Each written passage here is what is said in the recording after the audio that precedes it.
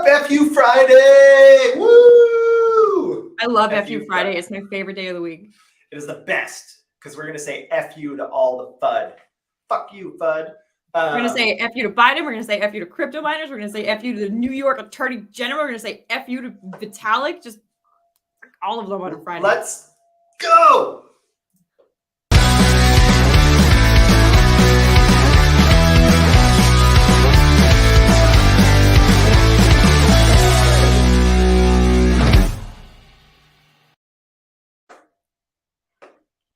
So professional. Boom, boom. I love that stinger video. It's exciting, the intro. I noticed that I've got earrings in that graphic. So I don't know what the designers were suggesting, but maybe it's time. Maybe it's time to get my ears pierced. Have you never had your ears pierced? No. I did have my tongue pierced for a long time. Yeah, I just assumed you had done the whole gambit. No, just tattoos and my tongue. But I took my tongue ring out when I was like 22. So it's been a long time. There's still a hole there though, which is weird. Kind of strange. Anyways, all right, we got lots of bullshit to talk about today. Lots of FUD. So where do you want to start, Kara? First of all, the news says that Bitcoin fell below $20,000. Yeah, no. They blame Silvergate and Biden. What do you think? Is that Silvergate and Biden? Is it going to come back up? Is crypto dead? Crypto's not dead. Well, maybe it's just going to go to zero. I mean, who knows? But yeah, Bitcoin fell below 20,000. Yes, it sure did. It fell drastically below 24,000. What is it at right now? Somewhere in the neighborhood of 20,000, but it was down. Yeah. It was down to 19.5. So maybe not drastically, but it was definitely down below 20,000. It's above 20,000 again, which is good. It didn't continue to slide. Huh? Just you breathing heavy? Yeah, just sigh of relief. Oh, yeah. So anyways, there's a lot of FUD that probably led to this, I think. And there's maybe some merit to some of it too, which is like weird for us to say, but I think we're going to talk about that a little bit. So let's first say FU Biden. Yeah, FU Biden. Biden proposed a 30% tax on crypto mining electricity usage.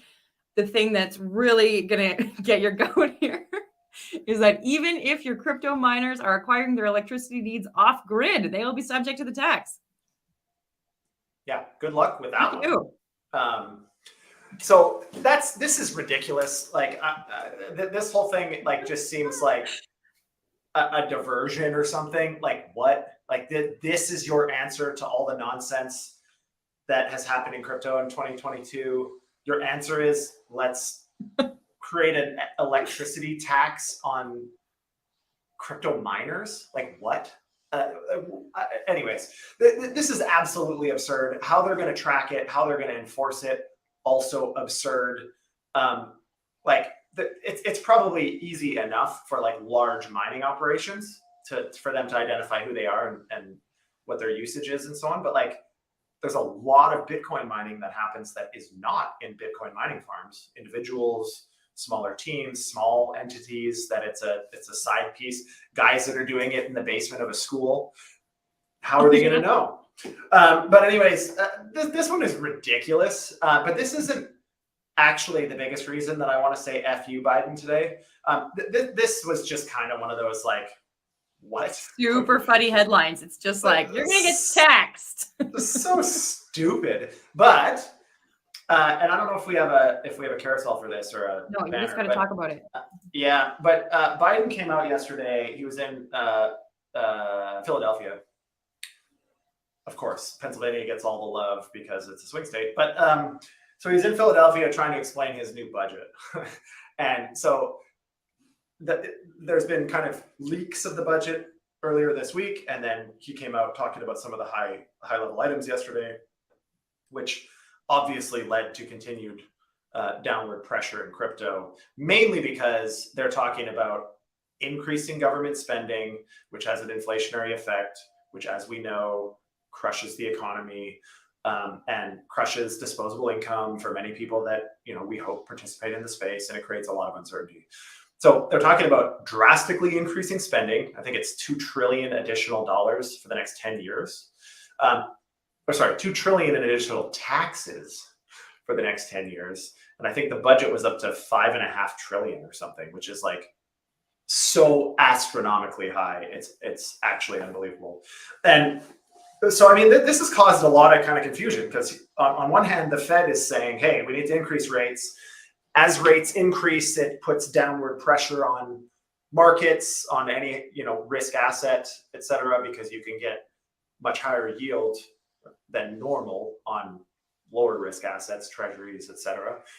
So the risk premium is really high for volatile assets. Anyways, to make a long story short, this really sucks. Like the Fed is trying to slowly increase rates and get inflation under control, while at the same time, Biden continues to spend money like that's his job.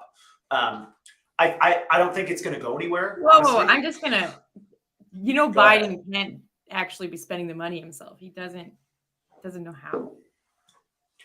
Okay. Drink some more of that Kool-Aid, my friend. No, I mean, I thought this was a conservative viewpoint, right? Is like he also is a puppet. He mentally cannot actually spend money. There's some speculation that, and I don't know how much of this is true, but there's some speculation that had been making the rounds over the last 24 hours at least, that this in fact is a lot of Biden's ideas. Really? Yeah, which is why it seems so crazy. Because very few, no Republicans that I've heard of are interested in supporting this. And there's quite a few Democrats that are saying, wait a second, this generally budgets are done are compiled, national budgets are compiled with the parties first to make sure that they've got alignment. And then they go out with these budgets and try to get them approved and try to convince and whip votes and try to convince the other side to also support it. I mean, I'm not a political expert, but it seems dangerous. This is going to be dead on arrival, I think. I mean, first of all, there's a Republican majority House who part of their stated mandate in getting elected in 2022 was to help curb some of this crazy spending. Anyways, we don't need to spend a whole bunch of time on politics, but this is important because a lot of people are looking at why did Bitcoin go down? Why did everything else dump violently?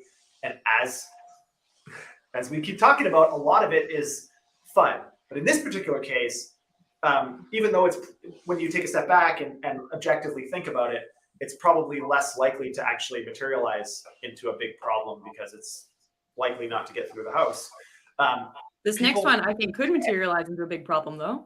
People panicked. Yeah, let's go. We can move on. Yeah. Fuck you. The New York Attorney General is saying that Ether is a security in their KuCoin lawsuit. So essentially what's going on here is that the New York Attorney General is suing KuCoin for operating illegally. They did not register appropriately to sell ETH in America. So the article states that she went on herself and she actually made a KuCoin account. Good job. And then bought ETH, and there were no sort of warnings about it being illegal. There were no sort of warnings about not being approved in America. There were no warnings about security, etc. So she's saying this is dangerous and that they are not following the rules. What do you think about that, JD? I think that it's been only a matter of time that KuCoin maybe found themselves in this. I mean, for the longest time, KuCoin has been the only somewhat scaled exchange that you can participate fairly sizably without KYC, which in the wake of, this regulatory uncertainty seems a little short-sighted. Yes, they had a lot of kind of the anon-focused, privacy-focused users that were using them for that reason. So the business concept made sense short-term, but I think now we're seeing the fallout. What's interesting here is that there's kind of two things in this case that are concerning. Not concerning per se, but the first thing is KuCoin was operating completely differently for US persons than pretty much every other exchange. Like most other exchanges that even touch US persons abide by completely different KYC rules and have, are trying to align as best as they can, generally speaking, with the rules that do exist. So this is concerning just in the sense that, we're seeing them start to crack down on this stuff, which I think is good long term, but in the short term, there could be some unrest or disruption that happens. If KuCoin gets in big trouble, there's a lot of volume that goes on the KuCoin exchange. We've got our tokens listed on KuCoin, and next to Binance, Coinbase, Huobi, they're pretty good volume, meaningful volume. not all wash trading, et cetera, like some exchanges. So I find this one interesting too, because they're alleging that Ether is a security. So that hasn't been decided on, right? Yeah. So they may set precedent for these coins, for these tokens being securities by going through with this lawsuit. Yeah, I very highly doubt that this is going to become the precedent that determines the regulatory structure in America. So again, taking this with a grain of salt, and you said it nicely, this is the second concerning piece, is the fact that, apologies for the background noise, but kids. Now I completely lost my train of thought. Awesome. Oh, this isn't going to set the precedent? Are you sure? No, I'm not sure, but I'm thinking we should probably take a step back for a second and think this really does suck, because again, it creates this sentiment that, ooh, is ETH a security? Was Terra Luna a security? Is that actually the problem that KuCoin has? Like, are they just identifying two assets that made the news recently that are well known just to create clout? Or like, because the chances of them assessing in this lawsuit whether ETH is a security, I think, is near zero. Because if they made that ruling, that in effect is regulation via enforcement. And that is the antithesis of what they're trying to do at the moment. So, I mean, we've talked a lot about Loomis Gillibrand and other types of legislation that's hopefully going to make its way through Congress in the next little while. I very highly doubt that a lawsuit is going to be what determines the jurisdiction of the SEC versus the CFTC, and specifically how these assets are classified. Having said that, it is, again, it's kind of skyrocketed into public purview at the moment, right? Now, all of a sudden, people that don't know otherwise are like, oh, well, the New York Attorney General thinks it's a security, so maybe we should. So again, this is another one of those like FUD headlines that sounds impactful and that people even outside of the crypto space read and probably believe without giving it much intellectual assessment. But I don't think it's going to turn into a huge thing. I'm wrong all the time though. But yeah, I think it's interesting because it's coming out at such a critical, pivotal time, right? And I wonder how a lawsuit like this that gets big headlines that normies are seeing, crypto natives versus normies. I wonder how that might impact how people receive regulatory bills as well, right? So we have that draft bill coming out in April. And if a number of people who need to vote on that draft bill have seen these particular headlines, we can't remove their bias. We can hope that they're going to think critically, but. Well, and I'll put the tin hat on for a minute. I mean, this is the New York Attorney General, the epicenter of traditional finance globally. Exactly. And so this, to me, smells a little bit like indirect lobby in some ways also, because nobody wants crypto to have more friction in its explosive growth than traditional finance incumbents. Many are now starting to explore blockchain and crypto because it does add some 0 to 1 innovation to the finance stacks. But yeah, they would be happy to slow that transition down, of course. And so it'll be interesting to see. And you made a good point, actually, that a lot of the lawmakers in Congress, et cetera, may look at some of the narrative around these headlines that actually likely have nothing to do with the inevitable outcome, but might take some of that and some of the narrative and commentary around it as truth. And that, in fact, is not necessarily ideal. What I don't mind about this, and maybe this is like a little contrarian, but what I don't mind about this is when they make a claim, a bold claim like this, a lot of the lawsuit depends on them being able to prove that it's a security. And that will be, the silver lining will be that argument will be then publicly made somewhere. So we will see where and how they're basing this opinion. And hopefully, obviously, I think KuCoin has probably got the pockets to defend themselves. And hopefully they make the counter arguments. And if that is publicized as much as the initial headline, I think hopefully that shows some of the nuance in this decision for policymakers and will force them to intellectually assess before they, just form an opinion on this. Not to assume that Congress people would form an opinion without intellectually assessing it, whatever. But FUD impacts everybody differently, and that includes politicians. Well, that, and I mean, a lot of these bills, like what was the infrastructure bill was like 7,000 pages, and they had 24 hours. Like, come on. Like, obviously, they don't know what's in a lot of these bills. They know the 10,000-foot view, but that's not usually where shit goes sideways. So, anyways, hopefully there's a concerted effort to sort this out sooner rather than later. But yeah, it was an interesting day yesterday, just with Biden and New York, and it just kind of feels like this crazy mudslinging at crypto for some reason to try to save. And it's coming from inside too. Like, if Vitalik is saying that he anti-endorses stuff, what are we supposed to do to politicians? Yeah, that was a great segue. Thank you. I'm getting really good at them. So Vitalik's hilarious, like how he's dealt with these shitcoins.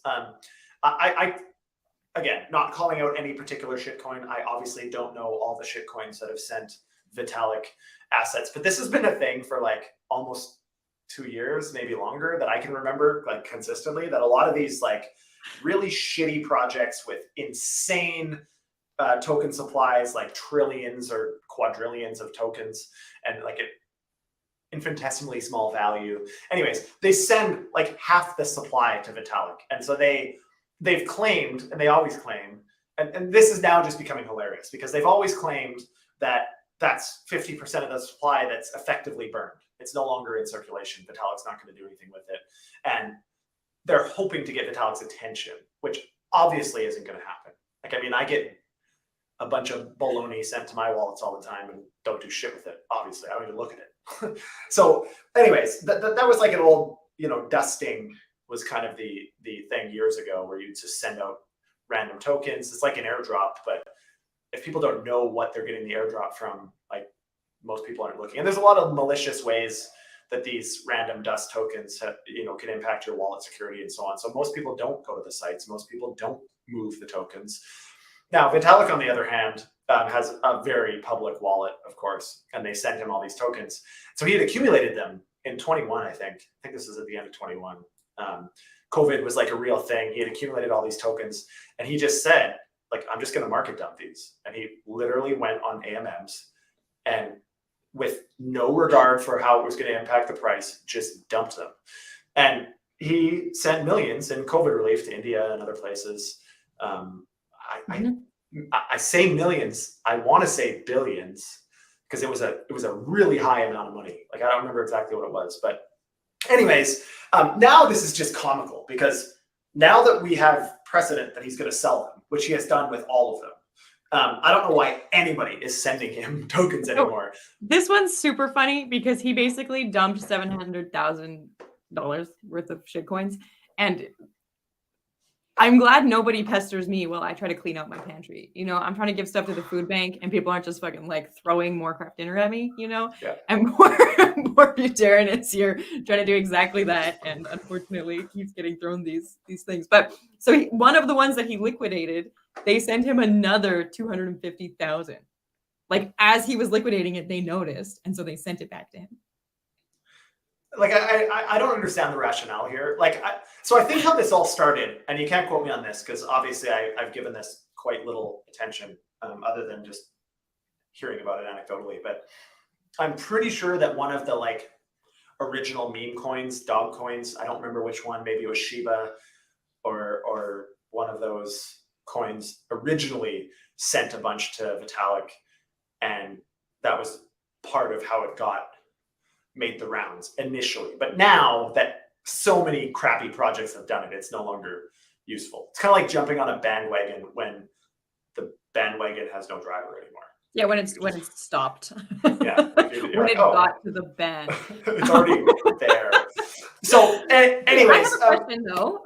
Maybe a crypto curious question. So let's say that Vitalik takes $700,000 worth of tokens and he dumps them into automatic money markets, AMMs, right? Automatic market makers. Market makers. Ooh. So he dumps them into AMMs. And that's going to cause the price to plummet. So by sending him back those tokens, are they not guaranteeing that the same number are in circulation and ergo the price doesn't plummet?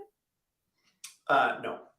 They're in fact making it more likely that the price will continue to go down if he dumps them again. So where they got these tokens from is probably their own treasury. Hopefully these shitcoins can't infinitely mint tokens. There's hopefully a cap on, they more or less, many of them infinitely minted already, like quadrillions of tokens. That's pretty close to infinite.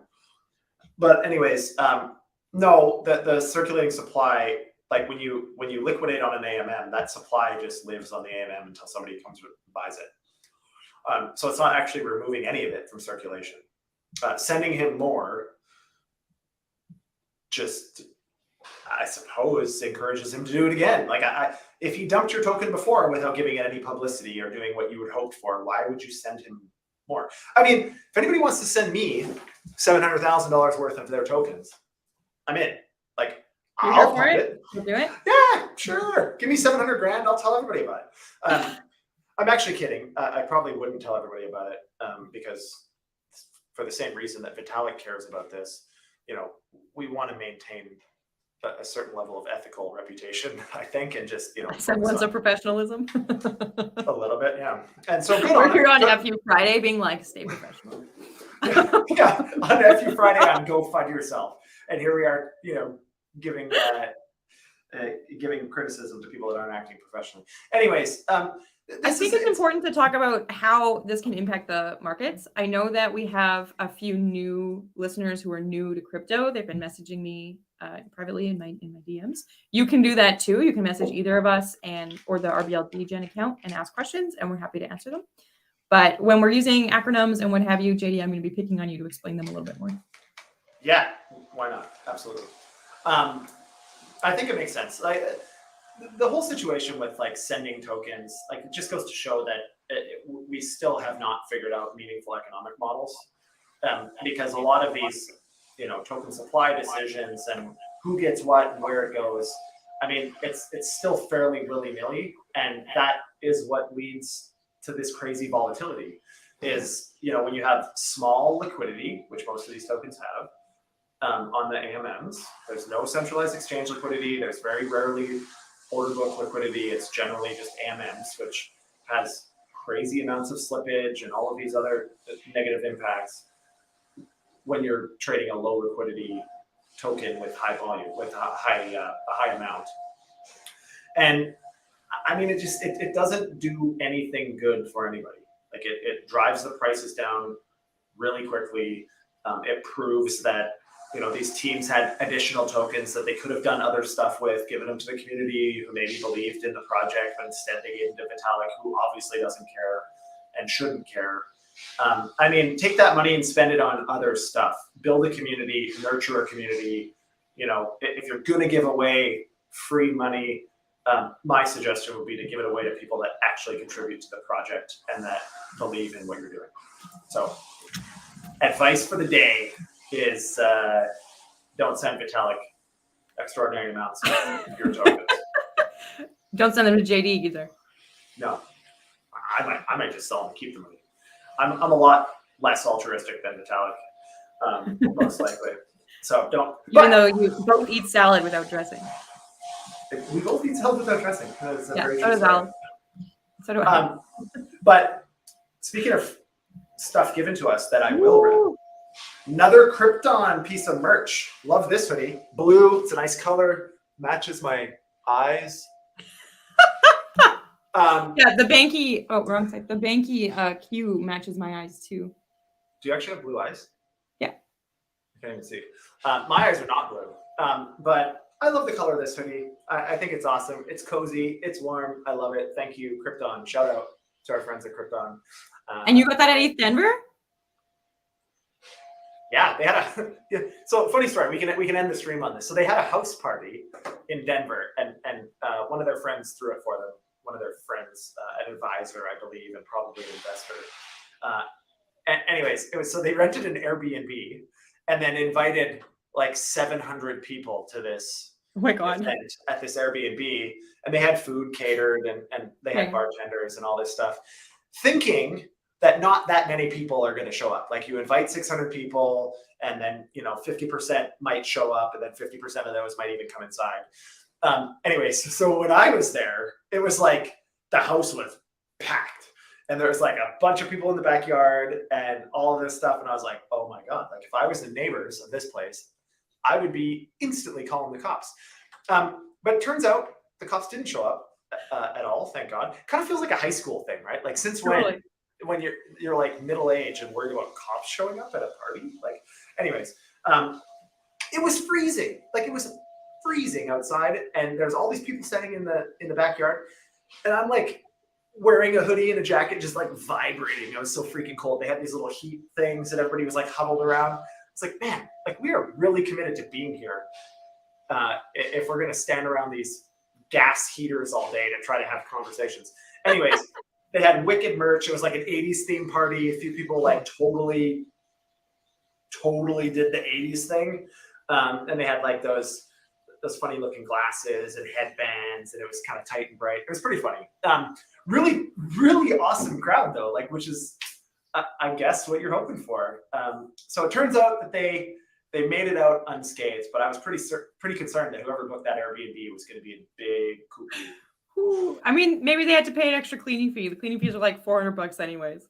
Well, they didn't, to their credit, they didn't allow anybody upstairs in the house. So it's just like the main floor, which was kind of like, it was one of those houses that is an Airbnb on purpose. Like they had built things pretty sturdy so that, college kids and others that come to Denver can do something like this. Anyways, It was really cool. So shout out to Krypton. Great team there. I just gotta say that this is my oversized Banky hoodie that I got as like a remnant at Avalanche Barcelona. It was one of the last ones because you don't get them if you're in the team. But this year I have seen a preview of the Banky merch and it is killer. It is super beautiful and super cool. Don't tell anybody. I'm going to Avalanche. Super excited. I'm going to Avalanche for that. That's it. That's what you're going to Avalanche Barcelona for. That's it. Yeah. If you weren't going to Avalanche Barcelona, you should now to get the Banky merch. It does look really cool. Super excited about it. Anyways, I have to jump to an AMA. Go FUD yourself. Go FUD yourself. FU Fridays. Have a great weekend, everybody. Try to stay level-headed. Touch some grass. Spend some time outside with your family. Don't focus on all the FUD. We've got you covered. Monday, 12:30, same place, same time, 12:30 Eastern. We will be here to share with you all the FUD from over the weekend. So you're not going to miss anything. Enjoy the weekend. Kiara, go FUD.